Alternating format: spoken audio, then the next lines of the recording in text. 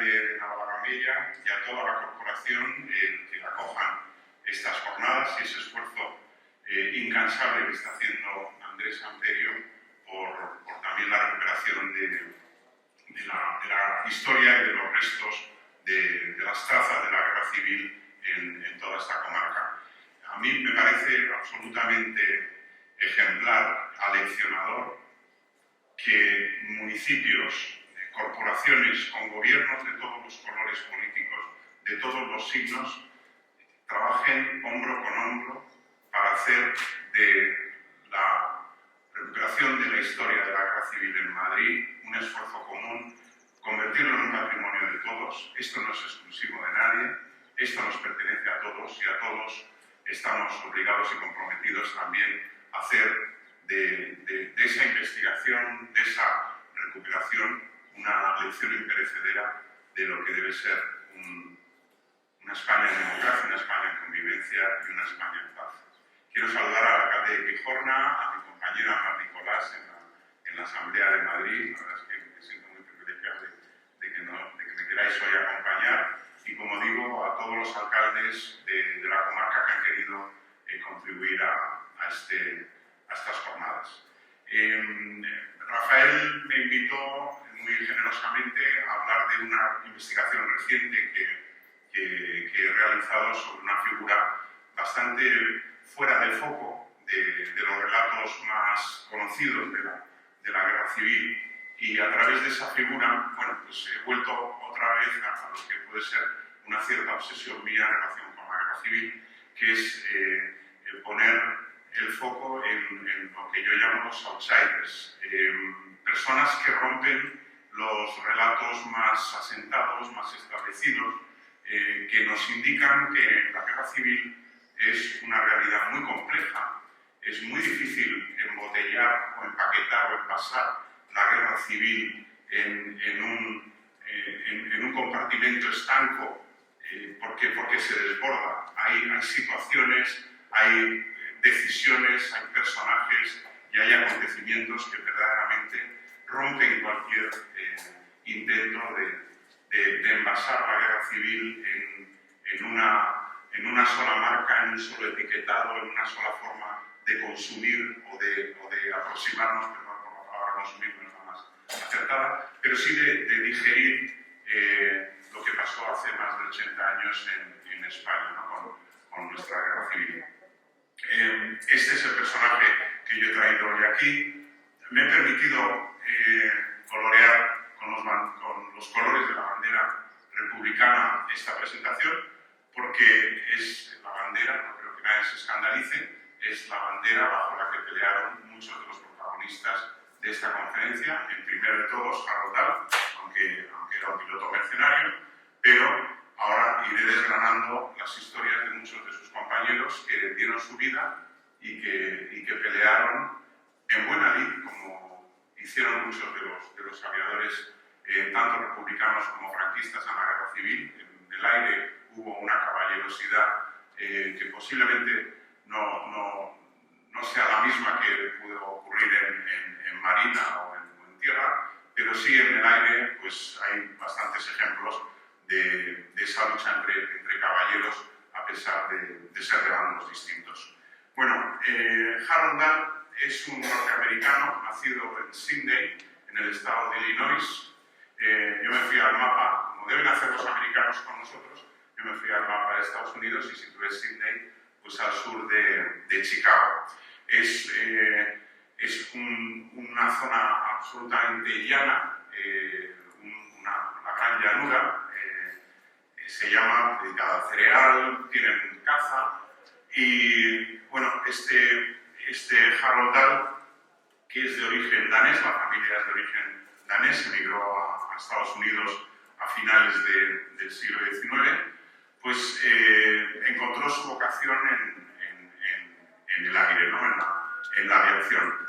Él llegó a subteniente del US Army Air Corps, que sería el antecedente de la aviación de las fuerzas aéreas norteamericanas.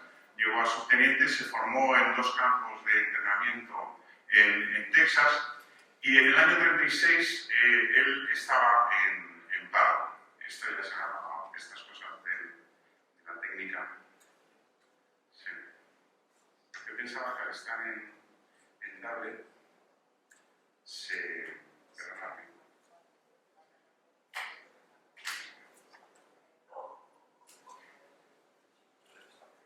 él, en el año 36 él está en paro y al comienzo de la guerra civil un secretario del consulado español en Nueva York le ofrece pasar aviones de Estados Unidos a México para armar a las fuerzas aéreas republicanas.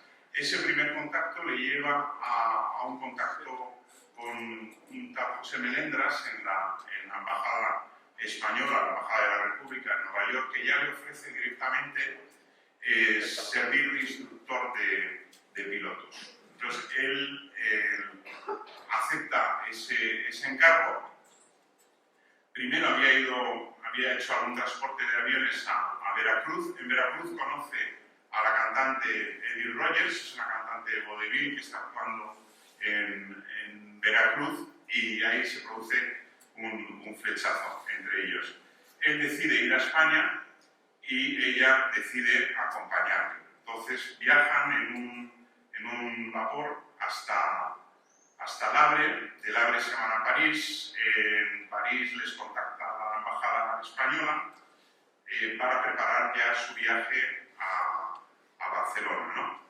Él llega a Barcelona, bueno, llega a Portbou, se va a Barcelona, luego empieza un recorrido por Murcia, por distintos aeródromos de Murcia, donde le dan no a probar, pero sí a que se acostumbre a pilotar pues, todos los aparatos en una enorme amalgama con los que se había ido surtiendo la República para armar su fuerza aérea. Los de Wheatley, los Newport, los Letov y finalmente los Chato. Los Chato eran un avión, el Policarpo Fi-15, biplano, muy parecido a unos Boeing P-12 que había pilotado él en la US Army Air Corps. Él, en los Alcázares en Murcia, recibe instrucción de instructores rusos en el manejo del Chato, y ahí coincide, podemos pasar, bueno, tengo a Juan Rubio haciendo de pasador, muchísimas gracias. Bueno, este es Harold Dahl, ya con su uniforme de piloto, su chaquetón de cuero, delante de su Chato, ¿no? De su Policarpo I-15. Él ahí conoce a otro piloto norteamericano, que es Frank Glasgow Tinker, que había decidido también unirse como mercenario, como soldado de fortuna, a la República. Frank Glasgow Tinker era también piloto militar, y es curioso porque ellos entran en España con pasaportes españoles. Frank Glasgow Tinker se hace pasar por Francisco Gómez Trejo y Harold Dahl se hace pasar por Hernando Díaz, pero le añade el apellido de su madre, un homenaje a lo que hacemos aquí en España, que no es común, que es utilizar un apellido de su madre. Entonces él pasa como Hernando Díaz Evans a España. Bueno, el Chato era un avión, yo todo esto, como le decía Antonio antes, esta es mi primera indagación en la guerra aérea en 1936-39. El Chato era como un potro salvaje, era un avión que tenía una enorme potencia. Eso le servía muy bien para intentar escapar de los picados de los Fiat o de otros en cuanto podían hacer ascensiones muy bruscas y muy rápidas, pero a la vez era un avión que para los novatos era bastante inmanejable si con un poquito de movimiento de la palanca el avión te daba unos tumbos, y eso provocó que muchos de los pilotos que se empezaban a instruir en los Chatos acabaran estrellados prácticamente en su primer vuelo, y muchos de los pilotos cuentan en sus memorias esas terribles tragedias, ¿no? de un piloto que se está instruyendo y en su primer vuelo se estrella con los Chatos, ¿no? Para los pilotos el Chato tenía una enorme ventaja que no habían visto en otros aparatos, y era que tenía un blindaje de media pulgada en el asiento, en el respaldo del piloto, lo cual era algo bastante importante para garantizar la vida, ¿no? Bueno, en febrero del 37, cuando él entra en España en diciembre del 36, en febrero del 37, Tinker y Harold Dahl entran a formar parte de una de las primeras escuadrillas de cazas de chatos de las Fuerzas Aéreas Republicanas que comandaba Agustín García Lacalle. Agustín García Lacalle era sargento de aviación cuando empieza la guerra y él, bueno, pues había tenido una serie de hechos notables en la defensa de Madrid. En un momento dado en sus memorias, García Lacalle dice que es el único piloto con un Spanish Fury que hacía frente a los ataques aéreos franquistas sobre Madrid. Fijaros la tremenda soledad de García Lacalle. He encontrado una felicitación de hazaña que va a visitar Cuatro Vientos y felicita personalmente a García Lacalle por lo que está haciendo defendiendo Madrid desde el aire. Y bueno, Lacalle forma esta escuadrilla, tiene una escuadrilla con 3 patrullas de 4 chatos cada una. La primera va a ser la patrulla americana, llamada así, lo van a formar Harold Dahl, Frank Glasgow Tinker, Charlie Koch, Jim Allison y Ben Leiter. A Koch le sienta mal la comida española por la abundancia del aceite y tiene que dejarlo porque tiene unos problemas estomacales y digestivos terribles, producidos según ellos por el aceite de oliva. Y le sustituye un personaje curioso, que es Chan Seyes, que es hijo de un comerciante valenciano casado en Japón con una mujer italo-japonesa. Él vuelve a España desde Japón porque quiere ser piloto de la República. Él se va a convertir en un personaje querido por toda la escuadrilla, va a ser el que cree el himno de la escuadrilla con un ukelele que había traído él de Japón, que sabía tocar, y el himno es la Madelón, el himno de los soldados franceses en la Gran Guerra, ¿no? Bueno, esa escuadrilla forman parte de ella también pilotos españoles, Calderón, Mercial, Ortiz, Castañeda, Alarcón, Gil. El propio Lacalle les dice a los norteamericanos que iban a cobrar $1.500 al mes por su contrato con la República, más un extra de $1.000 por avión abatido, y Lacalle les confiesa que la idea de los $1.000 extra por avión abatido es suya porque le parecía que era una manera de compensar los desorbitados sueldos que había tenido o que tenían los franceses reclutados por Malraux para su escuadrilla España, que llegaban a cobrar más de $3.500 al mes. Y decía Lacalle que cobraban $3.500 al mes sin ser ni de lejos tan buenos como los pilotos de su escuadrilla, ¿no? Bueno, el primer aeródromo de esta escuadrilla es en Azuqueca, el Campo X, que todavía existe las edificaciones, existe perfectamente visible las pistas de despegue del aeródromo. Era una finca para cultivo, ganado, propiedad del marqués de Playa de la Colina, de la familia de los Madrazo. A él le detienen y muere en la cárcel en Madrid. El 18 de febrero empiezan a... Bueno, un poquito antes, pero el 18 de febrero ya ha empezado la batalla del Jarama y Harold Dahl... Bueno, podríamos ver imágenes, Juan, de la escuadrilla. Esta es la escuadrilla. Frank Glasgow Tinker es el gigantón que está de pie a la izquierda. A ver si me reconozco algunos. Sentados están Bastida, Harold Dahl, Chan Seyes es el que está acuclillado, sentado en el suelo. Arriba está Riverola, Gerardo Riz, Ramón Castañeda. García Lacalle es el segundo por la derecha de pie. Velasco. Bueno, esta es la escuadrilla de García Lacalle. Hay más fotos. Esta es otra instantánea, está con los mecánicos también. Esto yo creo que es en Azuqueca, ahí está el río detrás de la foto prácticamente. Creo que hay más. Estos son, creo que este es Castañeda, Harold Dahl y Gil.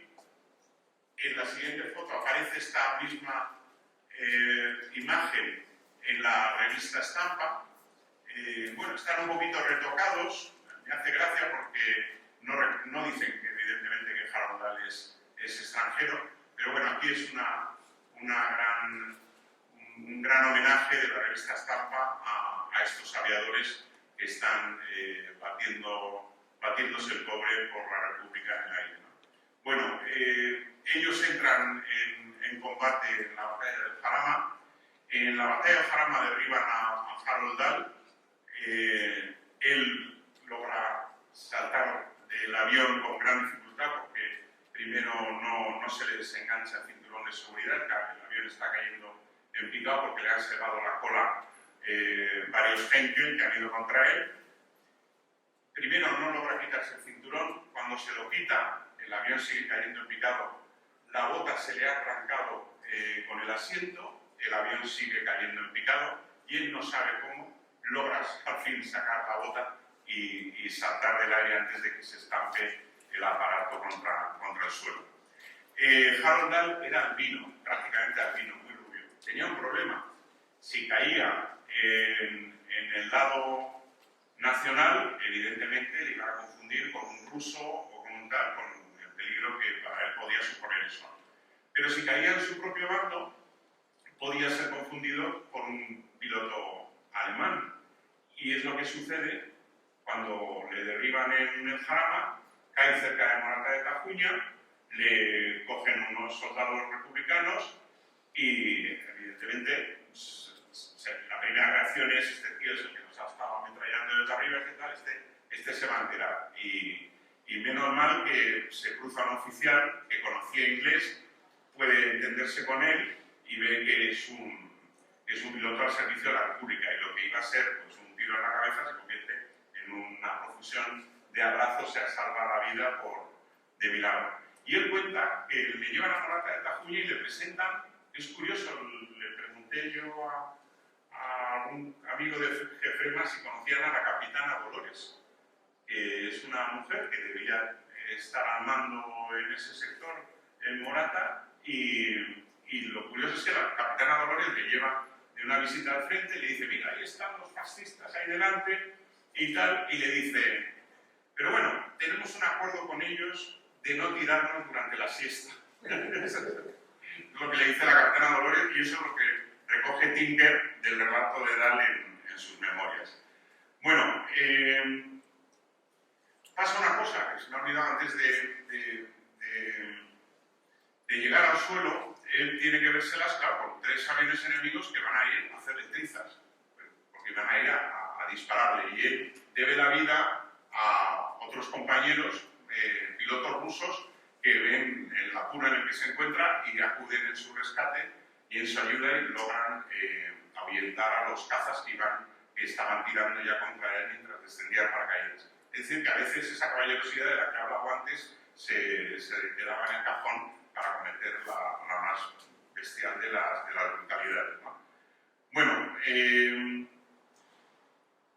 el Jarama él consigue dos victorias y claro, ya tiene en su haber los $2.000 que le habían prometido, ¿no? Luego hablaremos de ello.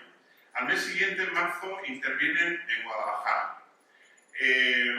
Se trasladan al aeródromo de Azuqueca, se trasladan al de la fábrica de los Hispanos Suiza en Guadalajara, que tenía un aeródromo para probar sus propios prototipos. ¿Qué le pasaba a la de Hispano Suiza frente al aeródromo de Azuqueca? Que drenaba fenomenal toda la lluvia que había estado cayendo en esos días y que había estado impidiendo el que volara la aviación durante la batalla. Al llegar al aeródromo de los Hispano Suiza, se dan cuenta de que pueden despegar, de que pueden aterrizar, y le dice García Lacalle a Harold Dahl que salga de reconocimiento hacia el norte, hacia la provincia de Guadalajara, y descubre atónito la carretera de Zaragoza con un convoy que no había visto en su vida, de camiones, de tanques, de carros de combate, de artillería, y vuelve asombrado y le cuenta a García Lacalle que ha visto una columna entera interminable de vehículos italianos de camino hacia Madrid por esa carretera. Esa noche, después de reportar con García Lacalle, le dan un permiso y viene a Madrid, y eso es una de las cuestiones que yo querría comentaros, porque es ese aspecto de la vida y de la guerra de estos pilotos y de los corresponsales de guerra. Él va al Hotel Florida, hoy tenían agua caliente, es verdad que estaba a tiro de la artillería franquista, pero bueno, era un sitio donde podían solazarse, darse un baño de agua caliente, beber con otros compañeros de las brigadas internacionales o de otras escuadrillas, y luego conocer pues, a gente como Hemingway o Gerda Taro o Robert Capa. Y Tinker cuenta de Harold Dahl una anécdota que va con una melopea estupenda, subir a una habitación con 5 o 6 botellas de champán. El tío que estaba cabreado empieza a reír y era nada menos que Hemingway, que se había encontrado con él, estaba harto de ver a ese señor que no sabía apretar el botón. Bueno, esa es en ese Hotel Florida de Callao es donde van a llegar ellos casi siempre a descansar y tal. Él se pega ese día un baño estupendo, pero cuando vuelve al aeródromo, la carretera es bombardeada por la aviación franquista, tienen que saltar del coche y caen pues, en un lodazal. Se acabó esa sensación fantástica del baño y tal, porque acaban empapados de barro. Bueno, al día siguiente empiezan las operaciones contra Guadalajara. Y es curioso porque yo he leído de los procesos contra los desertores italianos en el Archivo Histórico del Estado en Roma, esa visión que tuvo Harold Dahl y su escuadrilla desde el aire la tenía yo ya conocida desde el suelo, que es los soldados italianos escapando como pueden del ametrallamiento continuo de sus columnas por la aviación republicana, que es la que conduce prácticamente al desbarajuste y a la retirada y a la desbandada italiana en Guadalajara. Lo que es impresionante es que Tinker y Dahl sí que tienen recogido una imagen brutal, que es que cuando ellos caen en picado sobre las columnas italianas, ven a todos los soldados italianos desperdigarse por el campo, pero algunos de ellos se sientan a quitarse las botas para poder correr más rápido por el lodazal en el que se había convertido la Alcarria por la lluvia. Y esa imagen vista desde el cielo, relatada por Tinker, por Dahl, por los pilotos de la escuadrilla, es muy impresionante porque luego es la que te encuentras en el testimonio de los soldados desertores diciendo que se habían tenido que salir corriendo a la desbandada y tal. Cuando llegan al aeródromo de vuelta a recargar bombas y a recargar munición, uno de ellos que aterriza es la Calle, y la Calle le pregunta a todos sus pilotos: ¿pero habéis visto antiaérea? ¿Pero habéis visto antiaérea? Y todos le dicen: no, a nosotros no nos ha disparado nadie. Dice: pero este Mussolini, ¿qué pasa? ¿Que se cree que está en Abisinia? No, es que era bastante alucinante llevar columnas enteras sin protección antiaérea, ¿no? Bueno, la batalla de Guadalajara, el éxito de la escuadrilla La Calle es tal que el general Miaja visita el aeródromo, les felicita personalmente, y eso es lo que va a suponer el final de la escuadrilla. En abril, Harold Dahl se va a París a operarse de apendicitis, vuelve, y cuando vuelve ya la escuadrilla La Calle está disuelta. A La Calle le han nombrado comandante de un grupo de caza, a él le envían a una escuadrilla de chatos, pero con pilotos rusos, con un intérprete, pero ya no es todo igual, ¿no? Ya no tiene a los compañeros suyos norteamericanos. Tinker está con Bowler en una escuadrilla de moscas, y ya se separan, y es cuando va a empezar la batalla de Brunete. En las vísperas de la batalla de Brunete, él está en un aeródromo de Algete con los rusos, vuelve al Hotel Florida y se encuentra con Tinker y con Bowler. A ellos se suman otros 2 brigadistas internacionales y deciden: oye, los 2 brigadistas internacionales venían de un permiso, gozaban de un permiso de la batalla de Brunete, y deciden ir a cenar a un hotel de la Gran Vía. Bueno, pues debían empezar ya a calentarse a copas. Entonces Tinker ve a unas madrileñas me parecen muy atractivas, que están con oficiales del ejército republicano españoles, Y Tinker se levanta y le dice a las chicas que si quieren cenar con ellos en vez de con los oficiales españoles. Por lo visto, un oficial español saca una pistola, como diciendo, a ver, las chicas se van a quedar con nosotros. Cuando le vendes el fundar, los otros 4 americanos, Harold Dahl, Baumler y los 2 brigadistas internacionales, sacan sus pistolas más rápido y empiezan a disparar al aire. Aquello provoca la desbandada de todo el mundo en el restaurante, ¿no? Sale todo el mundo pitando y al final se quedan los americanos solos y tal. Bueno, pues era un domingo festivo, pues el lunes habrá que volver a trabajar. Sí, el lunes empiezan a trabajar, el 6 de julio ya había empezado Dahl a hacer escolta de bombarderos sobre las concentraciones de tropas franquistas en Brunete, y el 12 de julio ya tiene varias misiones, y a las 5 de la tarde, haciendo una misión de escolta de una flotilla de 30 bombarderos que iba a bombardear detrás de las líneas franquistas, pues vienen contra él. Yo creo que eran 2 Messerschmitts, habían estado los Messerschmitts ya operando en el País Vasco y además de escolta de los bombardeos sobre Durango, sobre Guernica, y aparecen de pronto en el escenario de la zona centro en la batalla de Brunete. Los chatos frente a los Messerschmitts pues quedan casi como unos aviones antidiluvianos. Él, que está con una patrulla de otros 3 compañeros rusos, ve derribar a 2 de ellos que logran saltar en paracaídas. Al tercero parece ser que lo matan o lo hieren gravemente en la propia cabina, porque él ve que cae en picado el avión sin que se tire su compañero por el paracaídas, y a él intenta volver hacia su zona a toda velocidad, picando a toda velocidad, no puede, al final lo derriban. Cae en Brunete, en una zona que yo no he logrado determinar, tampoco está descrita en los documentos, y le capturan unos regulares. Los regulares están a punto de matarlo. Evidentemente, son aviadores enemigos que nos están machacando, ¿qué tal? Afortunadamente, los oficiales de regulares le salvan de un linchamiento o de una ejecución, y él acaba en Salamanca. En Salamanca va a empezar una historia que empieza a ser de película, y ya veréis por qué. Voy a intentar ya ir más ligero. No sé si podíamos pasar con alguna. Y bueno, este es un chato, un Polikarpov I-15 en vuelo. Alguna más. Bueno, este es un Katyuska que viene ahora en relación con los 3 españoles, pilotos españoles que se va a encontrar Harold Dahl en la cárcel de Salamanca, en la prisión provincial de Salamanca.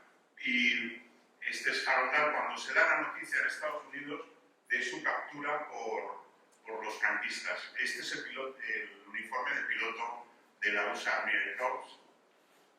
Ahora, hay la siguiente foto, es Harold Dahl fotografiado en Salamanca por la propaganda franquista. La verdad es que cambia bastante de una imagen a otra, no solo por los años, sino porque aquí se ve a alguien preocupado por su destino, ¿no?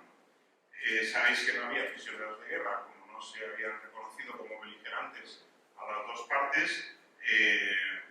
Las convenciones de Ginebra sobre prisioneros de guerra aquí no valían. Él sabía que podía estar expuesto a cualquier riesgo habiendo caído en manos de los franquistas.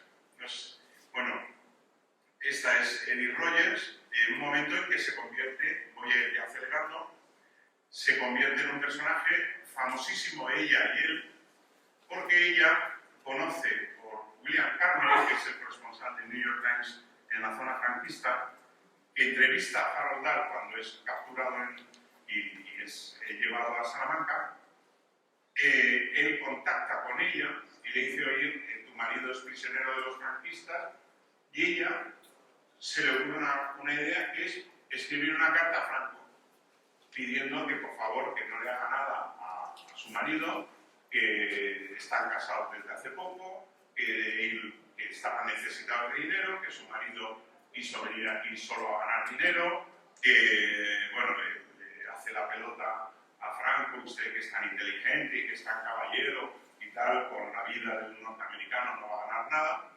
Y tiene el detalle, esto no es leyenda porque al final se confirma, de adjuntarle a Franco una foto de ella con un vestido de noche, con un escote hasta el ombligo.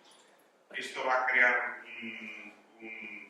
un mare magnum en el cuartel general de Franco, de la norteamericana rubia platino, casi actriz de Hollywood, que ha enviado una fotografía atrevida al caudillo y tal. Bueno, parece ser que Franco le contesta diciendo que no se preocupe, que a su marido no le va a pasar nada, que crea usted en la justicia de la Nueva España y tal. Y esta carta de ella a Franco y esa intento de intercesión de ella por su marido, bueno, pues va a copar páginas y páginas de la prensa norteamericana. Yo he encontrado incluso entrevistas de radio, todavía se pueden oír por internet a Edith Rogers contando la historia y tal. No sé si hay alguna imagen. Ah, bueno, estos son los rusos. Bueno, el caso es que se convierten en una celebridad.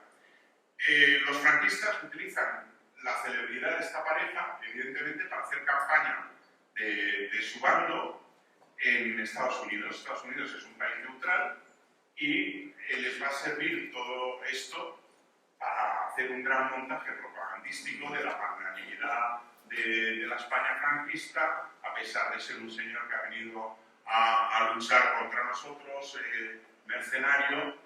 Van a dar una lección de magnanimidad indultándole, ¿no? Pero es verdad que les llevan el 5 de octubre del 37, hay un consejo de guerra. A Harold Dahl le procesan con 3 pilotos españoles, con estos 3 pilotos rusos, y les condenan a muerte a todos.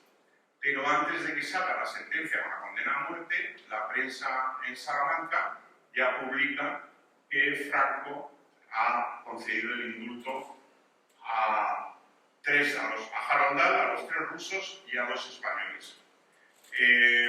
Queda un español condenado a muerte, que no le quitan la pena capital. Es una historia bastante truculenta. Este se llamaba David Gómez Varela, era un madrileño que había sido tipógrafo en el diario Ahora. Él se va a un centro de instrucción de pilotos con otros jóvenes republicanos a Francia, y allí coincide con un quintacolumnista que logra escapar de Madrid apuntándose precisamente a este curso para pilotos republicanos.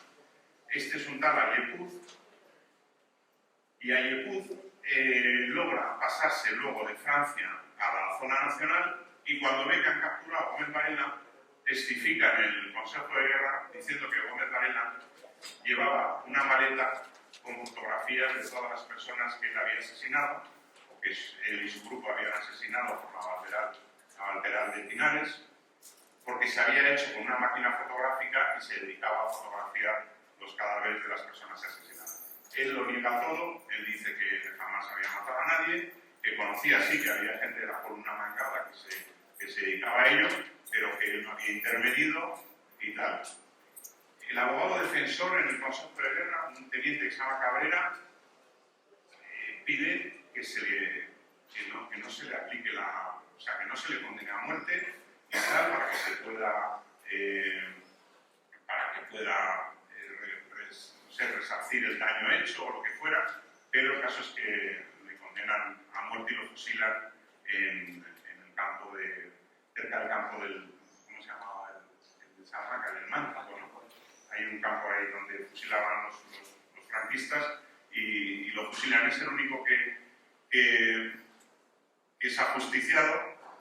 Los 3 pilotos rusos serán canjeados por pilotos italianos, prisioneros, pero a Harold Dahl Franco no lo suelta y lo deja hasta el año 40, que le da la libertad con los últimos 126 norteamericanos que tenía Franco en las cárceles, le sueltan en el año 40, él vuelve a Estados Unidos, su mujer le recibe con cierta frialdad, todo hay que decirlo, hay alguna foto, podemos pasar. Bueno, este es uno de los pilotos rusos, son pilotos de Katyushkas. Los Katyushkas tenían un defecto, porque veis que tienen toda la cara quemada. Los Katyushkas eran estupendos los aviones, pero sus depósitos de combustible no tenían protección. Entonces, impactados por balas incendiarias, podían convertirse en teas volantes, ¿no? Bueno, pues esto es lo que le pasa a ese piloto que está con toda la cara quemada, ¿no? Este es Jiménez Corbacho, que es otro piloto de Katyushka derivado en Jadraque. Con él va otro, ahora tendría que mirarlo y perdería tiempo. Son dos pilotos españoles y un bombardero que es Richard. Podemos pasar a ver si aparece, esto es. Esta es el acta de defunción de un teniente francés que iba con Corbacho y con el otro piloto español. Lo encontré en el ayuntamiento de Jadraque y está enterrado en no se sabe qué sitio del cementerio de Jadraque, en Guadalajara. Él muere, muere ya en el aire cuando la metralla de la artillería antiaérea franquista le alcanza. Y ya cuando ellos toman tierra de aquella forma, pues él ya está muerto. Y está enterrado, pues no sabe nada. Yo se lo he dicho a Paco Echevarría, que a lo mejor era un buen proyecto de búsqueda de este piloto francés. Se llamaba Ricard, y el caso es que es curioso porque y me distraigo un momento, pero para que veáis la situación que se podía vivir en España, sobre todo en las zonas rurales.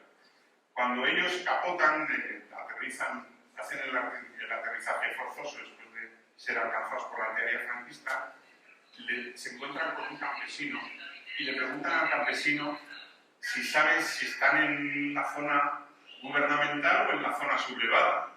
Y el campesino no sabe responderles.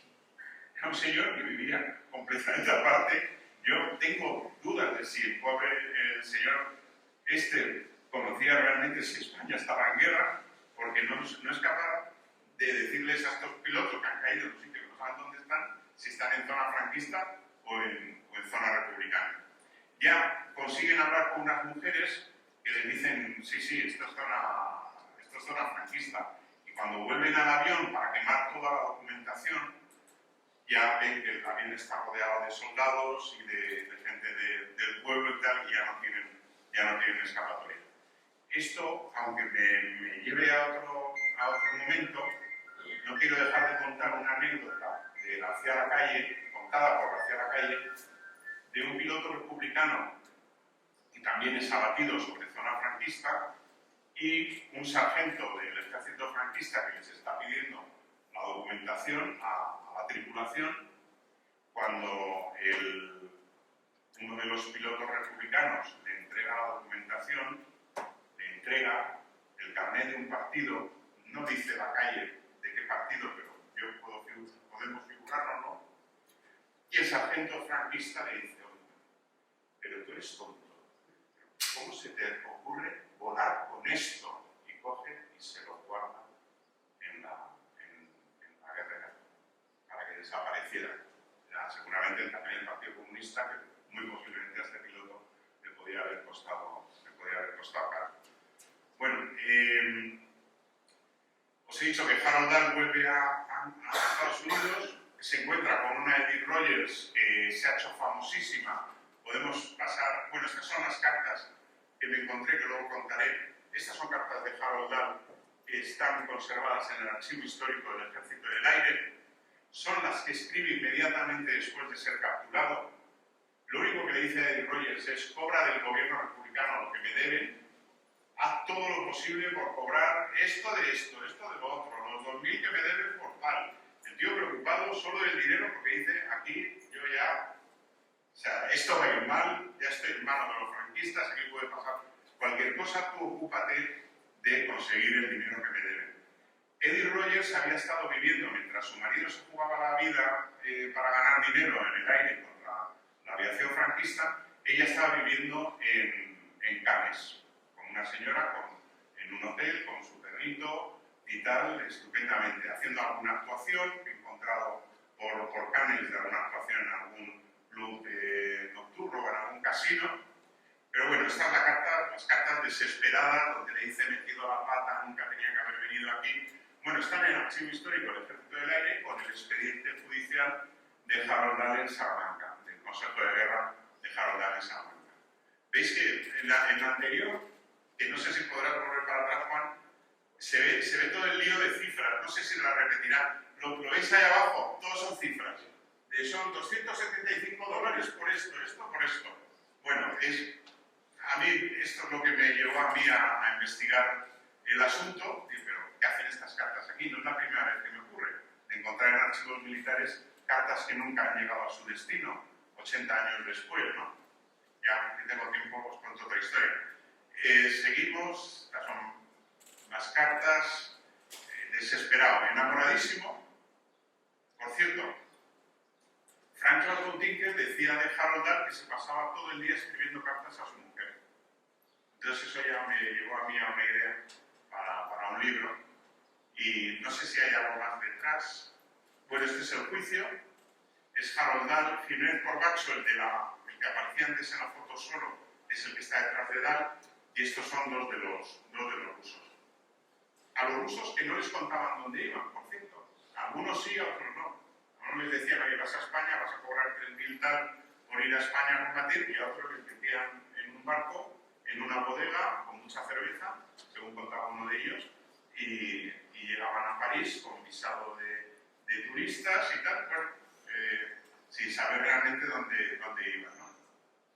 No sé si hay unas fotos de... Bueno, esta es la sala del juicio, que es la Diputación Provincial de Salamanca, bueno, salvo el retrato, está todo tal cual, prácticamente, y las banderas, claro. Esta es la prisión provincial de Salamanca, que es ahora el Art Domus, que es un centro cultural creado con la capitalidad europea de la cultura en 2002, creo que fue. Ahora mismo no me acuerdo bien la fecha. Estas se conservan las galerías de esa prisión provincial. Seguimos. Bueno, esta es una curiosidad. El de la fotografía de la derecha, el que está más a la derecha, es el Marqués del Mérito, José López de Carrizosa. El que está a la izquierda es Eduardo VIII de Inglaterra, que luego dejaría la corona, ¿no? por sus marcas Simpson, ¿no? Y bueno, el Marqués del Mérito es el defensor de Harold Dahl en el Consejo de Guerra. Es una cosa muy curiosa porque vas al acta del Consejo de Guerra y el Marqués del Mérito le dice a los oficiales del Consejo de Guerra que este señor no ha hecho nada, que este señor no ha venido a combatir por odio a España y que es que además nunca disparaba contra los aviones enemigos porque se le arrancaban las ametralladoras. Dicen, pues no sé qué. A ver, esto es un montaje, esto es un puro teatro que están haciendo porque tenían muchísimo interés en salvar a Harold Dahl, en indultar, salvarle la vida a Harold Dahl, por lo que pudiera pensar una opinión pública norteamericana absolutamente sensibilizada con un caso mediático, como los que conocemos ahora. Pues en esa época igual, es que la valiente heroína Edith Rogers ha escrito a Franco pidiendo clemencia, la llamaban la heroína del daño, o sea, la dieron ese título. Ahora lo veremos, cómo aprovecha ella eso para sus...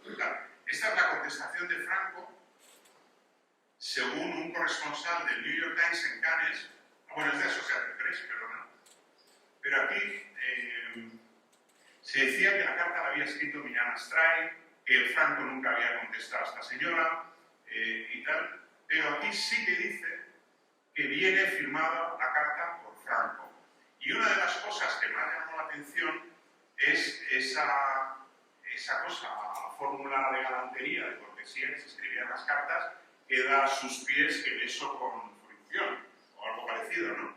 Bueno, pues your obedient servant who kissed your feet, Francisco Franco, ¿no? Entonces, claro, todo el mundo dice, bueno, Francisco Franco, encantado con esta señora y tal. Ahora hay una visión más cómica. Esto es una revista cómica de Barcelona, la zona republicana, que recoge la historia y la cuenta de manera cómica, surrealista, disparatada. Ponen esta foto de ella como en bikini, que es como si fuera la foto que le había mandado a Franco, lo cual no es verdad, porque la foto la publica luego la revista Life, que es una foto vestida con traje de noche. Bueno, como veis, se monta un lío formidable. Los republicanos conocen la historia, la caricaturizan. Ponen a Franco, pues eso, más o menos de baboso y de tal, porque una señora en bikini le ha mandado una foto con una carta pidiéndole clemencia. Bueno, aquí merece la pena verlo porque es una carta ridiculizando, un artículo ridiculizando toda la historia. Blanco y negro es fascinante. Seguimos. Bueno, esta es Edith Rogers en plena campaña de promoción personal por la historia. Es una foto que está estupenda. Aquí es cuando se entera ella con su coro de que va a ser liberado Harold Dahl en el año 40. Fijaos el montaje de la foto. Es decir, todo es mediático, todo es buscando el impacto en el espectador, en el lector. Este es uno de los grandísimos despliegues, uno de tantos, en la prensa norteamericana. The Minneapolis Sunday Tribune. Fijaos que tiene hasta una tira de historieta cómica contando la historia, ¿no? Ellos se besan, se despiden, a él le capturan, ella escribe la carta, él en la cárcel. Bueno, esto es buenísimo. Yo es que me encontré un material impresionante. Digo, bueno, este es un peliculón. Y ya veréis si llega a ser un peliculón. Esta es ella. Mirad aquí a la derecha. Club Fortune, Edith Rogers Dahl and her Gypsy Violin.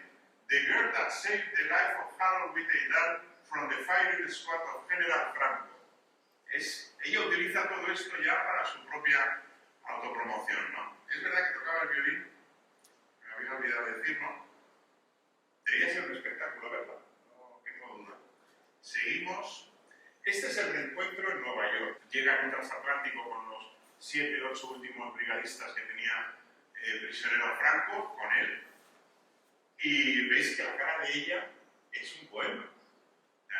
No se le ve nada contenta.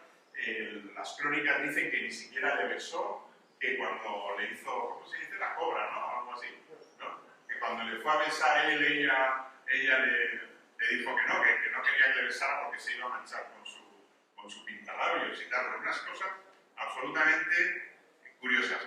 Ellos se separan, ella se va a casar con su manager, va a ser una de las artistas que va a hacer conciertos y recitales para las tropas norteamericanas en la Segunda Guerra Mundial. No sé cuándo muere, no tengo datos del fallecimiento de ella. Él tiene otra historia. Cuando empieza la Segunda Guerra Mundial, él está de instructor de pilotos de las Fuerzas Aéreas Canadienses. Se casa con la hija del alcalde del pueblecito donde tiene su base, donde está destinado. Tiene 3 hijos, lo cual revela que su matrimonio en México había sido una especie de montaje o una cosa un poco artificial o falsa. Le detienen porque una vez destinado a una base logística de la RAF en Belém, en Brasil, se descubre que está negociando y ganando dinero vendiendo como contrabando piezas de aviones derribados. El montante es $680, pero esto le cuesta ser expulsado de las Fuerzas Aéreas Canadienses. Él se convierte en un piloto comercial, en un piloto de transporte civil, y le detienen en París creo que es a finales de los años 40, porque en un transporte de lingotes de oro de París a Suiza han desaparecido varios lingotes de oro. Y a él le siguen la pista y resulta que está en Monte Carlo, en un hotel pasándoselo pipa con una azafata suiza. Harold Dahl es un personaje, como veis, bastante peculiar. Y le condenan, pero él apela porque un cierto lío legal, que no podían enjuiciarlo por esto, por los cuatro. Bueno, el caso es que le dejan libre, él aprovecha para volver a Canadá, ingresa en una compañía de transporte aéreo canadiense y en el año 56 él despega cerca de Quebec y se le pierde la pista. Su avión va con otros dos tripulantes, se pierde la pista y el avión es hallado 2 días después. Uno de los tripulantes sobrevive, pero Harold Dahl y el otro piloto habían muerto estrellados en el accidente, ¿no? Cuando se estrellan. Bueno, esa es la historia de Harold Dahl. Esto es el cartel de una película basada en la historia de Harold Dahl y Eddie Rogers, pero convenientemente actualizada para otro tiempo, que es el de la entrada de Estados Unidos en la Segunda Guerra Mundial.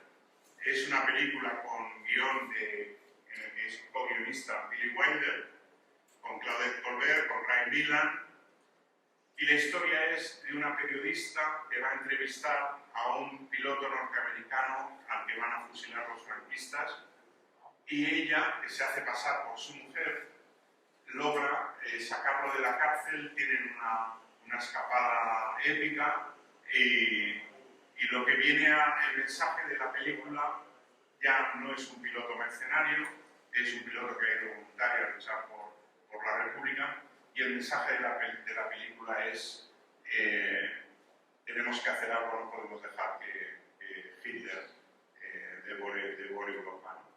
Entonces, esta película se estrena un mes antes de las elecciones norteamericanas, en las que gana Roosevelt con una apuesta decidida por la intervención en la Segunda Guerra Mundial. Esto es antes del ataque a Pearl Harbor de diciembre.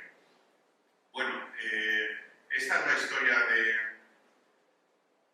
Harold Dahl, de sus compañeros de aventuras o de escuadrilla en la Guerra Española. Hay muchísimas historias transversales.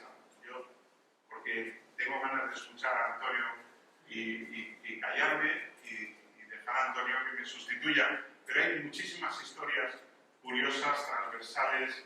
Me quedo con 2 de ellas, os cuento. Chan Seyes, uno de los que entran en la escuadrilla norteamericana, tiene la desgracia de que, al ser de origen japonés, la familia, los rusos desconfían de él y consideran que puede ser un espía japonés.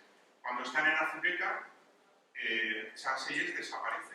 Ningún compañero de escuadrilla tiene noticias de él, que ha podido pasar con él. Chan Seyes es detenido, conducido a una checa en Valencia, torturado sistemáticamente, incluso llegando a introducirle en un cajón estrecho donde pasa días y días para que confiese su implicación con el gobierno japonés y con las labores de espionaje contra la República. Logra salir de la checa, no consiguen que él declare nada porque no sabe nada, porque él es un piloto que ha llegado para combatir por la República. Los compañeros se enteran de pronto de que hay una acusación de espionaje contra él. Esta es la noticia de la muerte de White. Y al final lo tremendo es que sale de la checa, pero cuando termina la guerra los nacionales le procesan y le condenan por haber sido piloto con la República, ¿no? Él tiene fama en Valencia, la tuvo porque fue uno de los, creo que creó la primera academia de karate o de judo en Valencia, y murió en los años 80, un personaje absolutamente deseable y apetecible de conocer y de entrevistar. García Lacalle, os voy a contar, él al final se convierte en el jefe de la aviación de caza republicana, tiene unas memorias, y yo lo lanzo a Jefrema, mitos y verdades, que son espectaculares, publicadas en México en los años 70, no se han vuelto a reeditar. Conseguir un libro pues es bastante caro, yo me permití ese lujazo porque pensaba que era absolutamente necesario para reconstruir la historia de Harold Dahl, son unas memorias maravillosas y las escribe en respuesta a un libro sobre la historia de la guerra de Jesús Sala, del pequeño. Jesús Sala Barrazábal. Y en el prólogo dice: me he decidido después de muchos años a escribir mis memorias sobre mi participación en la guerra como piloto, como jefe de escuadrilla, jefe de la aviación de caza republicana, para contestar al señor Jesús Sala Barrazábal de algunas cuestiones en las que no estoy de acuerdo y tal.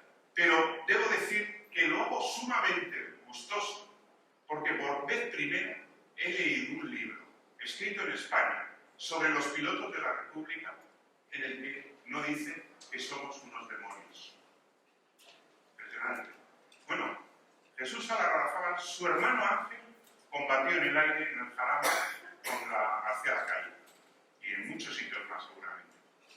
Bueno, pues fue otro Sala Barrazábal, general de aviación, el que hizo posible que un Hércules del Ejército del Aire Republicano, y en este momento me emociono, arrojara las cenizas de Agustín García Lacalle sobre los escenarios de la batalla. Un señor que había muerto en el exilio, había vivido toda su vida desde el año 39 en el exilio, escribe una preciosidad de memoria, reconociendo, como por ejemplo, como grandísimo piloto a Capitán Aya, que había sido maestro suyo y a que tenía una admiración y un respeto tal. Por eso decía yo lo de la caballerosidad, ¿no? De verdad que esas memorias son absolutamente necesarias recuperarlas. No podemos dejar que nos quiten la voz de personas que lo vivieron tan directamente con responsabilidades tan importantes como la de García Lacalle. Y voy a terminar con esto, y perdóname, Antonio. En las memorias de García Lacalle hay una de las anécdotas que a mí más me han deslumbrado y conmovido de todas las que he leído de la Guerra Civil. Y esta es dos pilotos, uno se llama Miñana, otro es Rafael Ballester, que es el que lo cuenta, y de ahí, de las memorias de Rafael Ballester, las recoge García Lacalle. Miñana y Ballester están en una casita en un aeródromo de Tarragona y están descansando de reposo cuando ven que se acerca la aviación franquista y empieza la aviación franquista a bombardear el aeródromo. Ellos salen de la casa estrepitados, corriendo a ponerse a salvo. Miñana le habían dado hacía poco la medalla al valor, que creo, corregirme, era la segunda condecoración más importante después de la laureada de Madrid en las fuerzas militares republicanas, y salen despavoridos. Miñana le saca a Ballester en medio segundo 50 metros de ventaja, y Ballester: ¡Miñana, Miñana, Miñana! Y Miñana, bajo las bombas, bajo la tensión, se vuelve, ¿qué pasa? Y dice: ¡se te ha caído la medalla al valor! Y cogen los dos y empiezan a reírse, se caen al suelo en medio del bombardeo, se paran a reírse porque no pueden seguir corriendo de la risa que les da a los dos. Me parece una anécdota preciosa, recogida de las tantas que hay en el libro de García Lacalle. Y bueno, yo de todo esto hice un simulacro de algo, que es una novela epistolar. Me inventé, aparte de las dos cartas que encontré de Harold Dahl, pues me dio la idea de seguir esa correspondencia casi obsesiva de Harold Dahl con su mujer, y bueno, publiqué una novela epistolar que ahí está, que se llama Con plomo en las alas, donde cuento un poco todo esto recreado, ¿no? Bueno, pues aquí está mi homenaje a estos españoles y a estos extranjeros que vinieron a escribir una parte de nuestra historia que estamos queriendo recuperar. Yo lo hago, por lo menos, y creo que los que estamos aquí también estamos en esa dirección, de que esto no nos vuelva a dividir, de que esto no nos enfrente, de que nos sirva, como siempre, de lección, y por supuesto de reconocer reconocimiento, de verdad, es que no puedo pensar de otra manera, porque son nuestros padres, son nuestros abuelos, y ellos supieron perdonar, pasar página, mirar hacia adelante, pasándolos algunos más canutas que otros, por supuesto, porque todos perdieron, es verdad que perdieron unos más que otros. Eso no se puede cambiar, pero de ese legado suyo, de los que vivieron la guerra,